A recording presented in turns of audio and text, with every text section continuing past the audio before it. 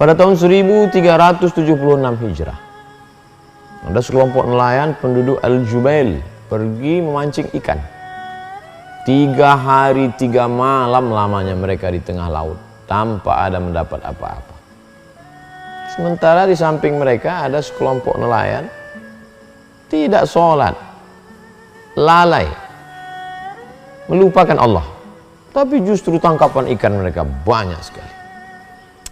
Biasa, yang namanya manusia, rambut sama hitam, isi kepala macam-macam. Lalu ada di antara mereka yang berbisik, kita sholat tapi tidak dapat ikan. Itu tetangga kita nggak sholat, nggak sujud, nggak beribadah, nggak zikir, nggak baca Quran, ikannya banyak. Setan masuk. Akhirnya apa yang mereka lakukan? Mereka mulai tinggalkan sholat, subuh dulu, lama-lama maghrib, zuhur, asar, apalagi lama-lama isya, berhenti, off, tidak sholat sama sekali. Apa yang terjadi? Tiba-tiba mereka mendapatkan satu ikan besar. Lalu kemudian setelah mereka tangkap, mereka belah perutnya. Di dalam perut ikan itu ada mutiara yang mahal, luar biasa. Begitulah Allah Subhanahu wa ta'ala menguji iman mereka. Menurut standar keduniawian mereka sudah lulus, karena mereka sudah berhasil mendapatkan tangkapan. Apa yang diinginkan seorang petani selain dari tanaman? Apa yang diinginkan selain pedagang selain keuntungan? Apa yang diinginkan nelayan selain tangkapan ikan? Sudah dapat ikan, bahkan bonus. Ikan dapat, dibelah, disobek, dirobek perut ikan. Mutiara mahal. Tapi ternyata di tengah orang-orang yang diuji itu ada satu yang lulus. Dan dia berkata dalam hati, ini tidak ada berkah. Kami sholat berhari-hari, tidak ada tangkapan ikan, tapi begitu sholat kami tinggalkan, bukan sekedar ikan yang dapat, malah ada mutiara. Ini bukan berkah, ini istidraj. Sanastadrijuhum min haitsu la ya'lamun. Kami permainkan ada di antara hamba itu dengan istidraj. Tidak puasa, tapi rezeki berlimpah, tidak sholat, tapi jabatan bertambah, tidak pernah bersedekah, tapi badan sehat. Ini bukan nikmat, ini ujian berbalut nikmat. Lalu kemudian dia berkata, ini bukan nikmat. Akhirnya dia ambil, dia campakkan ke laut, dia buang. Demi Allah, aku tidak akan mengambilnya. Nah, ini bukan nikmat dari Allah, tapi ini adalah ujian. Mudah-mudahan aku lulus dengan ini. Beristighfar, mohon ampun karena sudah tidak sholat, dan membuang yang nampaknya bukan nikmat tapi ujian dari Allah. Lalu kemudian mereka pun pergi sampai kira-kira sejauh 3 mil. Mereka berhenti di suatu pantai dan berkemah. Lalu kemudian laki-laki yang lulus ujian Allah, yang jujur dan amanah ini kembali ke tengah laut.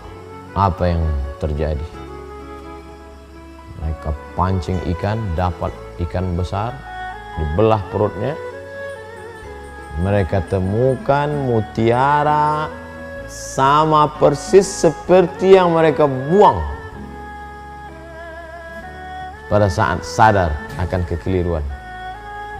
Subhanallah, Masya Allah, Tabarakallah, la haula wa la quwata illa billah.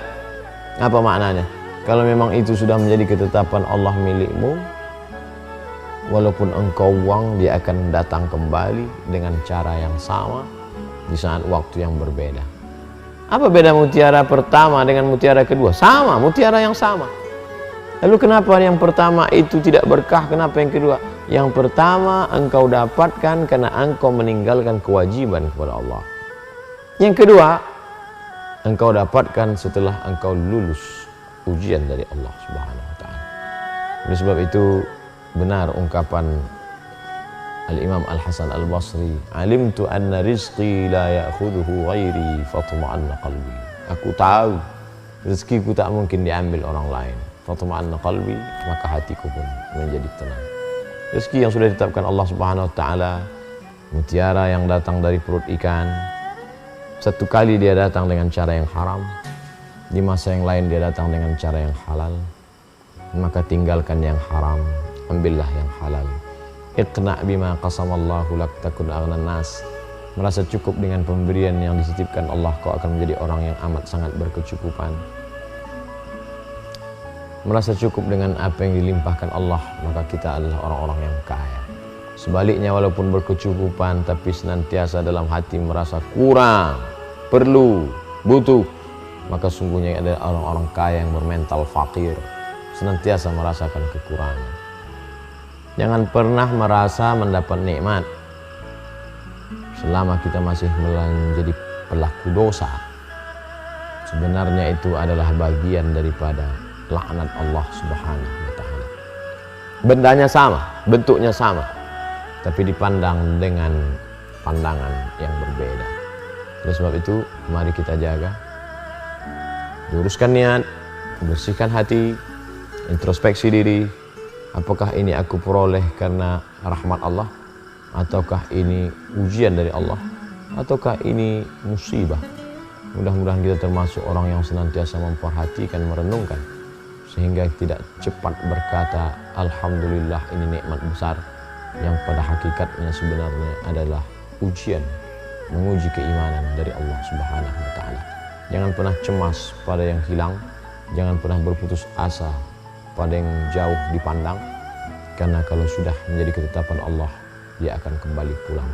Mudah-mudahan kita termasuk orang-orang yang sabar, istiqomah dalam menjalani gelombang kehidupan, insya Allah.